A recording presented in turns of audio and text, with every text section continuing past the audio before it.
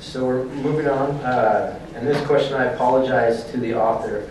I changed it, I rewrote it a little bit so everyone on the panel would have an opportunity to answer it. So again, I apologize, I changed the intent of the question. Yeah. Censorship. No, not censorship. I'm adding, I'm not taking away. Do you participate in and/or relate with Occupy Fairbanks? What do you see as its future, and what is its potential? We'll start with Scott. Well, I am a community organizer in the People's Republic of Baranof Island. And so,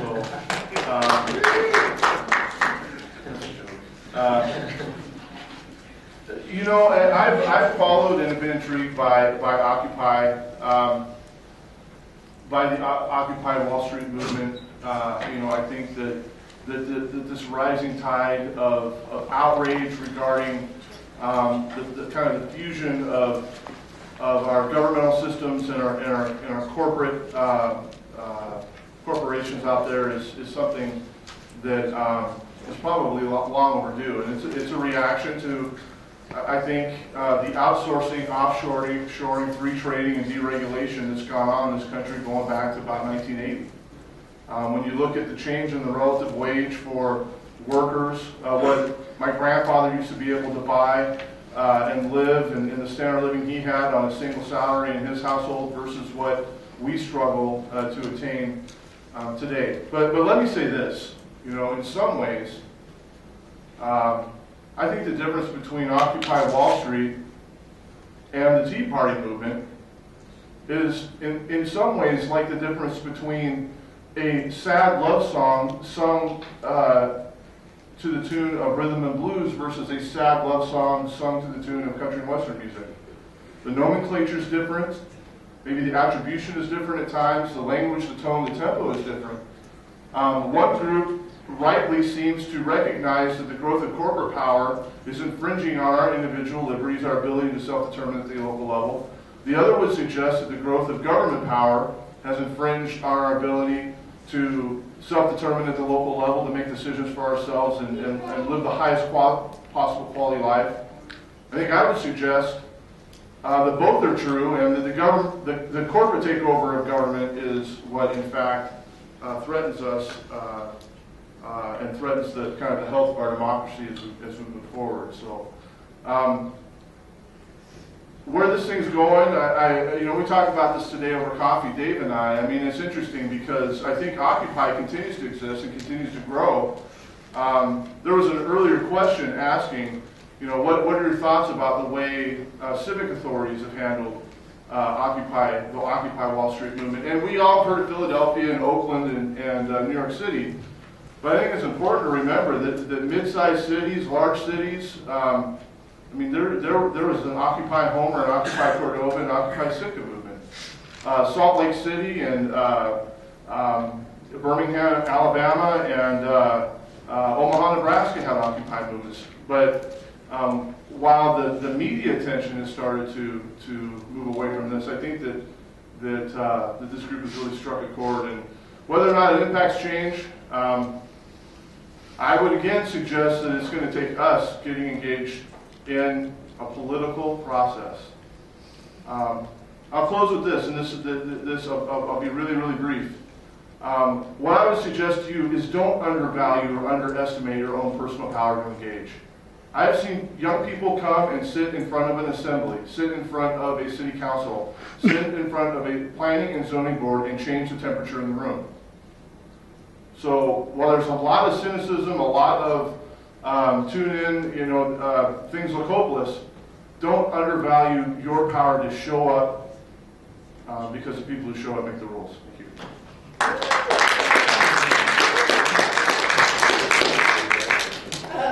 I always love the argument that particularly Tea Party or left people or right people or people on Fox News say, you know, well, those Occupy people, what do they want? They don't know what they want. If they really wanted to affect some change, they would go run for their local election, or they would go run for state senator or U.S. representative or whatever. Okay. But what explains the fact that Occupy people in general, to sort of lump everybody in the Occupy movement together, unfortunately, why don't they? And maybe that's something that y'all can answer. But I have an argument that there is a fundamental difference in the Tea Party, who the Tea Party people are and who the Occupy people are, that the people who tend to be members of Occupy Fairbanks, of Occupy Wall Street in very general, are a part of a generation of cynics. We grew up, those of us 1980s children of Madonna, children older, hello, exactly. We grew up in an era where government isn't there, or government is in a series of crises. Will I have Social Security when I retire? I don't know. But I'm told that on a nearly damn daily basis. But government doesn't work for us. And I've never, because of, I live in a time frame in which my life is dictated, my political opportunities are dictated by the market. I'm told that really government doesn't work for me. So why would I engage in going to run for elected office if the government is broke? And to me, that really makes sense for why the Occupy movement doesn't engage in, or the vast majority of Occupy people, unlike the Tea Party, aren't running for a House of Representatives, aren't running for Senate. We're a generation of cynics, and I think that's really unfortunate, and I don't mean to say that that's a good thing. But I think that explains why. Occupy people tend to be older than me, at least, in 30s and 40s, and they grew up in a generation in which there was a lot of movement, a lot of people who were very active in government. They grew up in an era where their family members were union members. They grew up in an era in which their family members had their government was responsive to them. We grew up in a generation where our government isn't responsive to us, and so the natural reaction then isn't to go and run for office. The natural reaction is to do something else. And I don't mean to say that you should all run for office, not what I'm saying at all. But I think that that's why you don't, at least to me, when I hear that question by people on Fox News saying, well, they need to all go just run for, need to all be Joe Millers and go run for office, sorry. But, to me, that's why, and I think that's really unfortunate.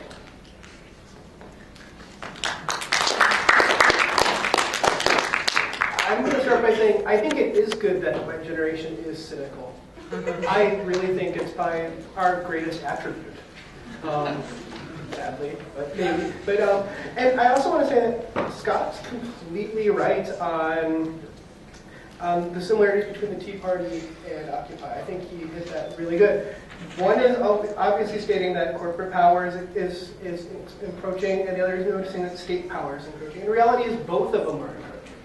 And I think he's completely right that. And also, I think he's completely right about the development of deregulation in the 1980s. It's important to constantly remember that the economic system we have is created by people to some degree, and that policies that were enacted in the 1980s had a ripple effect. General Accountability Office, right after about 4 months ago, put out a report that claimed that most of the income distribution changes that have happened since the 1980s were the result of policy and tax change. I mean, that is a direct way in which policy and politics do actually impact what's going on. Kind of going onto the local Fairbanks one, I do consider myself a member and a supporter of Occupy Wall Street and Occupy Fairbanks. I've not been nearly as active as I should have been. I have not been out in the cold tents, especially when it was negative 40. I like heat. But I do consider myself a supporter. I mean, the one advice I would have is, as a group, I think they should remain divorced from political co-optation. I think it's best for them to remain not a part of a party. Individuals can do whatever they want, but I think as a group, it's the independence of the group is part of what makes it so powerful. And part of what I think has really weakened the Tea Party has been the really quick co-optation by a lot of wealthy corporate interests as well as political interests. I mean, the Tea Party had a potential to be something pretty grassroots and powerful, but it didn't last. It got co-opted very quickly. And I think Occupy has been very good at not doing so. And also, I would also recommend that, my own personal opinion, that the local Occupy chapter make sure to also point out the hypocrisy, especially with the presidential election coming on, of the Democratic Party. The fact that Barack Obama is going to probably amass about $1 billion for the campaign, that a large percentage of it's going to come from Wall Street interest, that corporate interest, that he himself has just said he's going to, you're not going to disarm in a nuclear war or something like that. That he's going to use super PACs, even though he has spoken out against them. I mean, it's important to constantly portray both sides and show the hypocrisy on both sides, and be the cynic. God damn it, that's a great attribute to have. Be the cynic. Society needs cynical voices. It really, really does.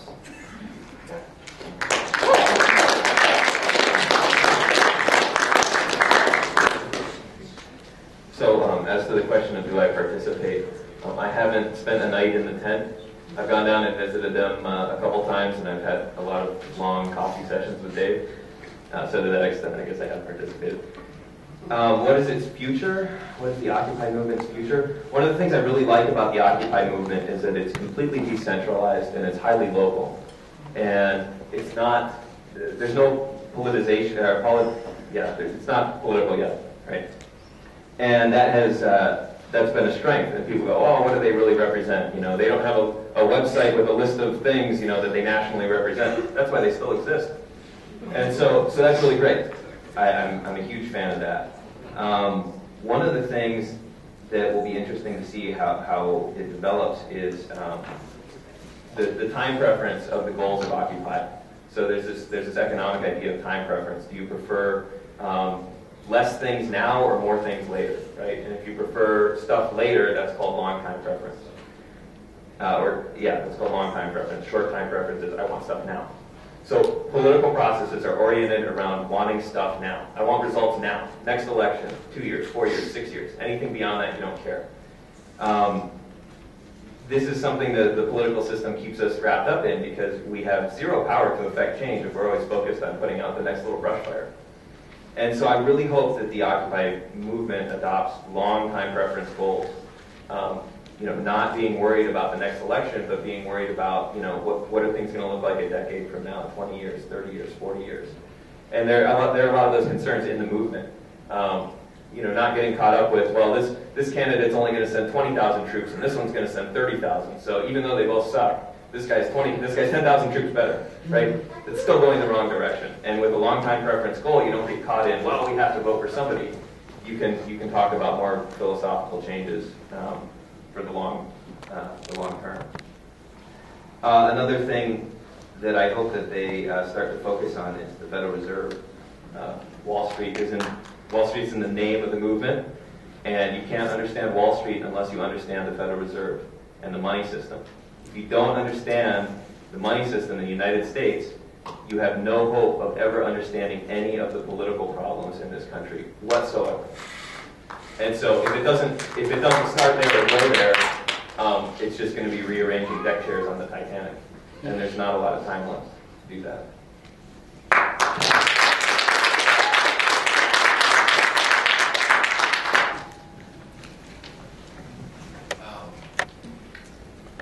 I mean no offense in my initial opening remark on this question. I was an Occupy snob. I saw people in Anchorage gathering, talking about political issues that they had very little grasp on in a very safe location in a park with no police oppression, very little police presence in a state that economically is arms and shoulders, heads and shoulders above some of the pain and strife that's going on in Flint, Michigan, Atlanta, Georgia, Queens, New York, Brooklyn, places where we have 20, 30% unemployment, where people are still being booked $1,200 a month for literally a closet in an apartment. I thought early on, I need to go to the headwaters. The calling came watching people get their head beat in, for being off the sidewalk, watching people get pepper sprayed, for being in the wrong place at the wrong time, on a sidewalk, behind a fence. So I did not go down and support Fairbanks, and I acknowledged my snobbery to people, that I was judgmental about it. My belief then, and to some degree perhaps lesser now, was and is we need to go to the headwaters. There needs to be a showing of force. I understand the blossoms across America in the parks. I understand that statement. I also recall the mall being filled for miles and miles with people opposing the Vietnam War in 1972. I'm lost, but there's a couple of people I recognize and I remember. When was it? Anyway, the impact of that. I talked to an Egyptian fellow in Manhattan when I was there, and he was a very bright man, trained in both philosophy and pharmacology, and I understood the intermingling of the two, and I did. I appreciated my discussion with him, a very bright man. I won't give his name, but he said this is a spectacle, and he wasn't being critical, he was being very definitive. He said anytime there's a problem, you create a sign. This is a spectacle. You get attention, you raise the billboard, you turn on the neon light. Where we go from here is education. What does the future hold? I was totally disheartened when the violent eviction of Manhattan and other places simultaneously occurred and the FBI crossed their fingers behind their back and said, no, this wasn't coordinated. We have no files on Wall Street.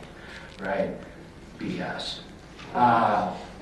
What does it hold? It depends on whether they can reorganize. Is it growing? I disagree with that. I talk to people back in Manhattan and frequently now and in New Jersey, and they stole their heart. The government looked, what's bringing these people together? What's allowing them to be? And it was having a central place to organize, to share ideas, to protest. Though intermittently they faced oppression. The government took that land away. There's a theme there. They did that to the Indians, like, what, 250 years ago? Now they're doing it to Occupy. It's a pretty effective tool. What's the future of it? I think it depends on what people are willing to risk, how committed to it people are. We're up against the corporate-owned, corporate-sponsored media. Getting the truth out of any of those locations over the government's melodrama, cleaning out Oakland in hazmat suits to make it look like there was some amazing biological threat there. And Fox News broadcasts this and everybody went, ooh, what's the future when you're up against that? I mean, we've got YouTube. You know, I don't know what the future is, but it needs to morph. They're going into an educational phase now, but they need to keep up the momentum. And without the momentum, it goes nowhere. And that's the saddest aspect of the whole thing for me. But I think that we need to be in D.C. this fall. We need to be in Wall Street this fall. And we need to be in numbers that they have to bring in the National Guard to move us.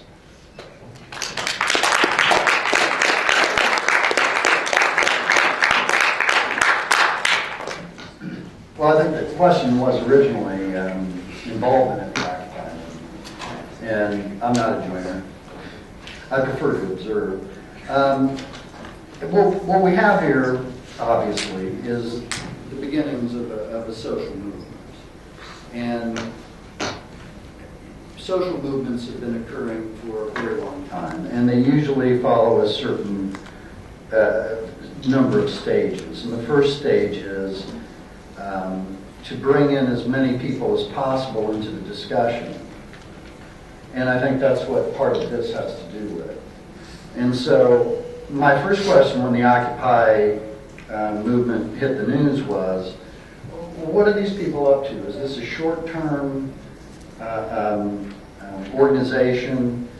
Is this going to be directed towards the coming election and then that would be it? Or is this going to be a long-term organization and sustainable? And that's the tricky part in any social movement. So right now we're right at the beginning, I guess, in the Occupy movement. And things are real fuzzy. It's not clear exactly what positions Occupy is supporting. There's some general ideas, and that's typically how you start with a social movement, is that you have general ideas, concepts that a lot of people agree with. And that's how you get the discussion going. And so the lack of focus now makes sense if this is a long-term process. If the Occupy movement is meant to be a multi-year a movement to try to affect social change. And so we're right at the beginning of the process. And I'm interested to see what happens as a social scientist. And that's part of the reason why I participated today.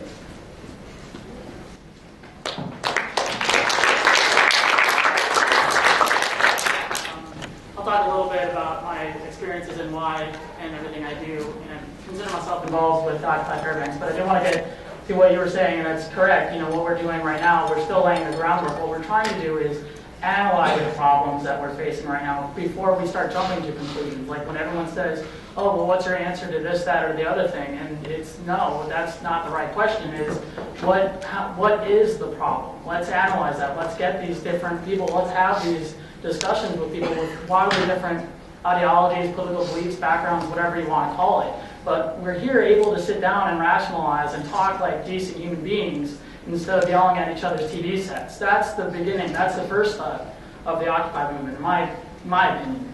And also, going back to yours about losing our momentum and getting kicked out of the parks and everything like that, I think that that's actually correct. Like, I've been out to a couple of Occupy movements as well, in like New York and back in the East Coast in Connecticut, and I'm going to some others later. And that's the trick. You do need the bodies. You do need like this big presence, like, you know, the DNC back in Chicago. That was in, I think, '76, something like that. And there's another one coming up, like the G8 summit is in Chicago in May as well. That's going to be another one. And you have to constantly try to build this momentum and get all this energy coming to direct and solve these problems once we're able to analyze them. And then, excuse me, also I want to go back into running for office, because that was a question that I've been asked a lot, not necessarily here, but when I was back home and everything, they're like, well, why don't you do this, that? And I came up with a pretty good analogy, I think. I'm very proud of it. And it's, well, the whole thing, why we don't go into politics is, we don't sign up for the Yankees to change the rules of baseball. You can't change that system by getting in there. That doesn't, what you do is, you get your petitions, you get your protests, you make the actors within the system change it you make them change it. They're the ones who suck. They change. You don't have to do anything.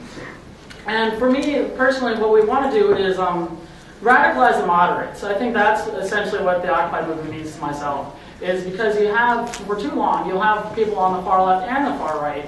They create this media narrative and they control it, whether they're the loudest or the most inane or the wealthiest, whatever you want to say, but they're the ones who always have the voice. And I think once you have a large group of people like us, like here in this auditorium and in this panel discussion, like I said, we're able to sit down and discuss things like rational people, like adults. And that's something that's lost in our political discourse, and that's been gone for, about 200 years, I guess. So, and that's what I wanted to bring up on that aspect, and of course that's some more.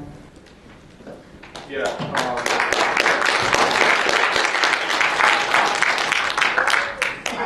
You guys hear me all right? I don't know if I reach the microphone, but I got a pretty loud voice. So I especially like Ethan's analogy because, you're talking about sports teams, right? And all of our politicians right now are basically clowns playing a circus. I mean, let's be honest, they're all paid, they're all bought and paid for, they're all clowns, they're all juggling, getting seals, jumping through hoops, all that, but they're not doing anything for us. One thing that I wanted to mention was it was brought up about the similarities between Occupy and the Tea Party, right? And you hear a lot, like I get a lot of people who are very obviously Tea Party supporters who are like, you guys are communists, or you don't know what you're talking about, or whatever. And then you get the same thing from my brothers and sisters around the country, fellow occupiers talking about how the Tea Party are they're ignorant, they're racist, they're whatever. And the truth of the matter is, you look at the way that Occupy is being presented by the media, you have to stop and think to yourself, the Tea Party was presented just as poorly by the media, just the same by the liberal media outlets. So you look at all these groups that are getting horrible misrepresentation, and you have to think to yourself that they've probably been misrepresented just as badly as we have. And obviously, it's no secret that the mainstream Tea Party is co-opted by the Republican Party, and it's a shill for Sarah Palin and Joe Miller and all them. But I mean, there are still people who are Tea Party people, who are very much in touch with the problems in this country and very much in touch with coming to solutions, not just presenting their own unilateral solutions, but coming together and saying, well, hey, this is a democracy. This isn't about Occupy Wall Street's solution. This isn't about the Tea Party's solution. This isn't about any one person or group of people's or ideology's solution. It's about coming together and talking amongst ourselves and amongst each other and agreeing on the best and most beneficial way to run our country and to run our world for all of us, whether we are leftists or rightists or upists or downists or Tea Party or Occupy or whatever. So that was just, that was all I pretty much wanted to say, just clear up that little thing, because I think there's a lot of common ground to be had. And my friend John here in the audience agrees with me. He approached me second or third night. I was out there in what is it, affectionately known as Turtle Sex Park. John came up to me and told me he was a Tea Party guy and handed me his business card and just started asking me questions. And I didn't think it was going to go well, but it went quite well, and I've been talking to him very extensively ever since. So there it is, folks. The Tea Party aren't all bad.